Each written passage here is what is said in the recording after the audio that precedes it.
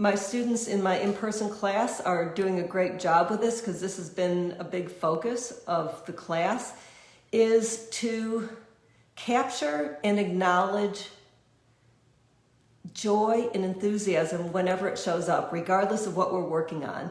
And as a result of people doing this, the joy of these dogs in this class is growing like crazy. And guess what? The distractibility is shrinking dramatically. So this is, I believe, a sign that dogs are constantly connecting to us with this sparkling joy in their eyes and they're grinning, and that if we don't hear it and acknowledge it, meaning, hear it with our eyes and acknowledge it, our dogs maybe view us as we're disconnected. And so then they disconnect as well, mirroring our emotional state. So this is big because they're offering connection, and we either are going to acknowledge it or we're just going to skim over it and go for that external behavior, which in their mind feels a bit like disconnection because they communicated something and we didn't respond. So, and I don't mean everything is a treat. I'm saying you see your dog at the start line and doing this big grin, super happy, tail something is just like vibing like, yeah, I'm ready and I'm engaged, to acknowledge it, to let your dog know you are seeing them, you are seeing that and you like it. And notice how even when I say it, how I become like happier. So we are then mirroring back to them what we want them to mirror back to us.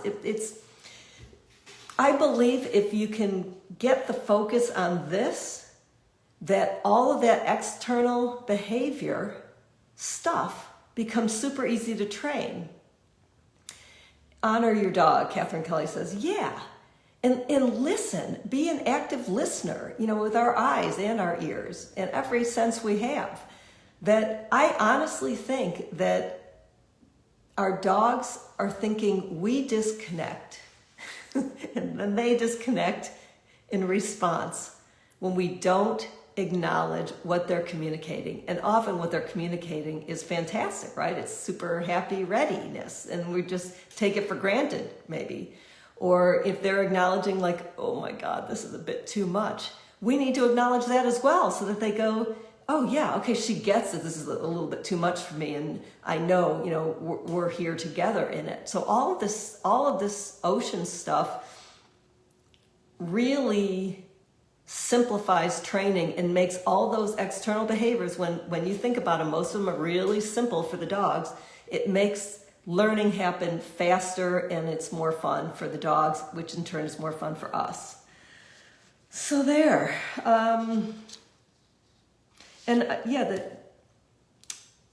This is a whole page on this topic because I think we can get rigid about our objectives, our training objectives. And Laura's saying, yes, it has happened to Drake and me, this joy and more connection.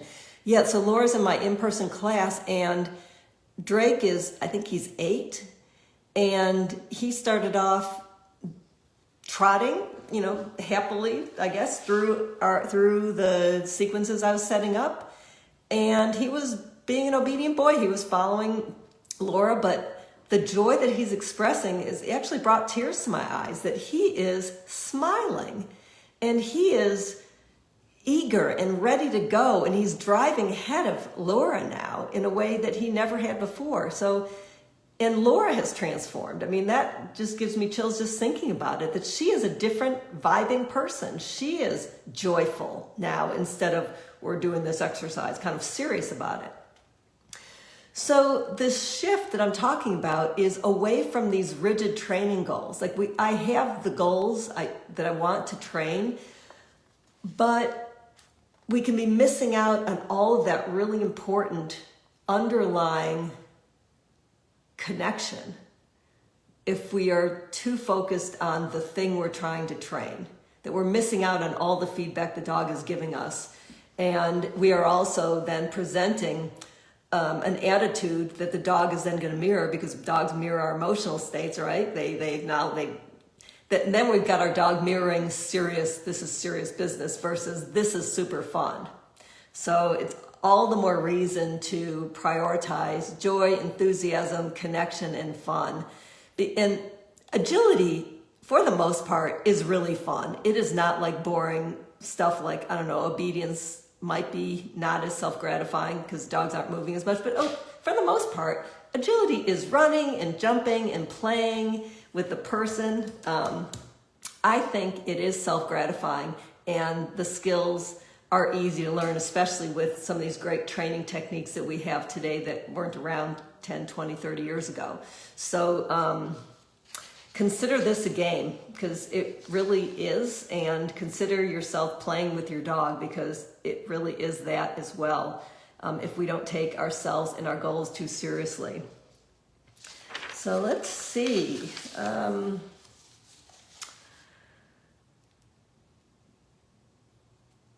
Okay, and going back to the power of pause. When you're training, especially if you're training really simple, quick reps of something, make sure that you are connecting to, observing, and really connecting to your dog's mental and emotional state at the beginning and end of each of those reps. And the reason I like to start and end on mark buckets is because you don't have to reposition, you don't have to ask for a sit, you don't have to do anything. The dog just goes to the mark, whether you probably say it or not. And they don't have to do anything on it other than be on or above the mark. So it's very, very simple for the dog.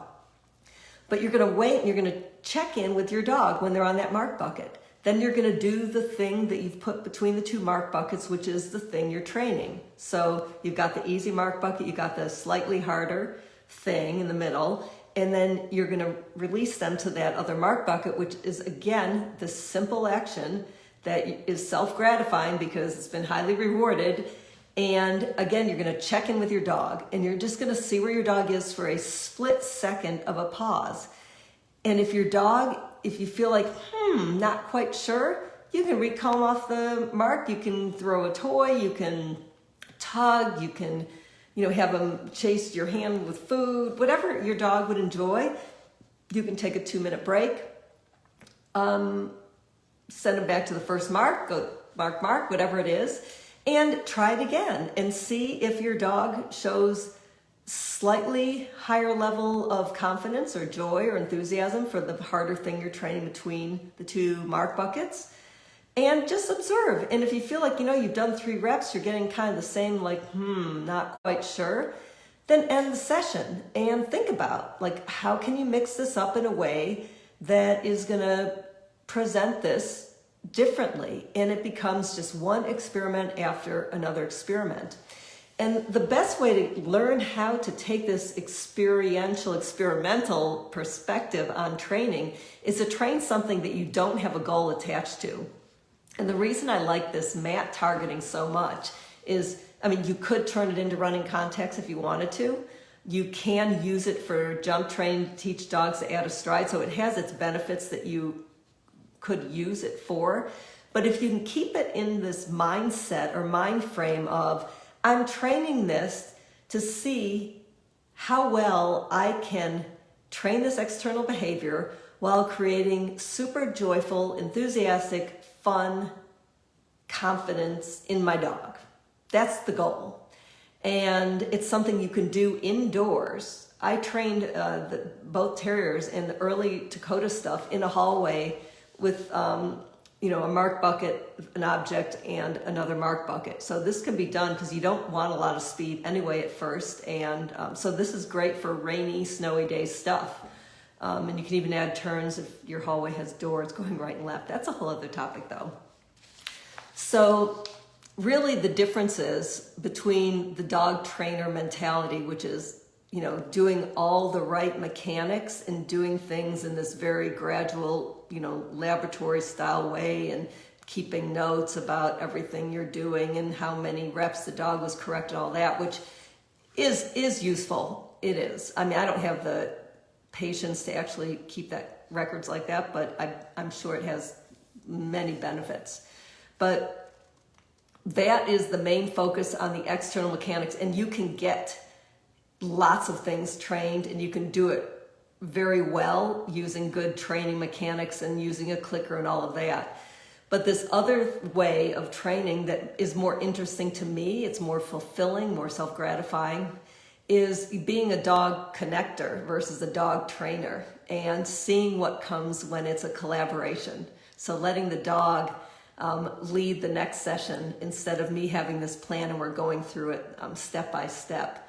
I just love that I just let them show me what they think about what I'm doing, and then I change it up and then let them show me what they think about what I'm doing next. And again, this is so easy to do when you don't have a goal in mind, that you don't have to get it done, like in order to enter a trial or any reason. So it's just, it's a fantastic way of exploring this style of training that really is fun, and it expands your creativity. And, you know, if you run out of ideas, you can ask questions here, like, what would you do? You know, I've tried this, that, and the other thing, and I still feel like there's a lack of clarity about this targeting behavior. Post here and let us all like throw ideas at you. I mean, because one of the tricky things and one of the great things about doing something like mat targeting is, how do you know what your dog thinks is the behavior they're getting rewarded for? So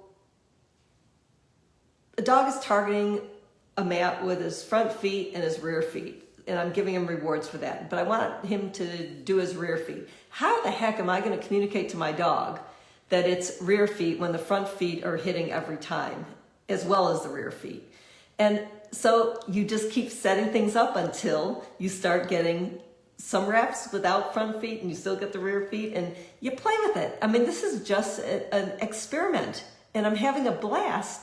And I think Dakota is figuring it out. It has something to do with the rear feet. So he's having fun.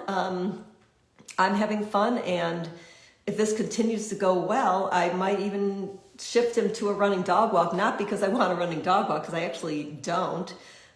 Because I really like that momentary pause. It lets me get ahead for all the potential options. But it would be fun to train. And that's why I shifted Lil to a running dog walk too. Just I thought it'd be fun to train. And that's why I shifted Lil to then a 4-on A-frame and 4-on dog walk, because I thought it would be fun. And it was super fun. And to this day, you know, I think I can ask for either with Lil and she'll still give it to me. And so maybe I'll end up doing the same with Dakota.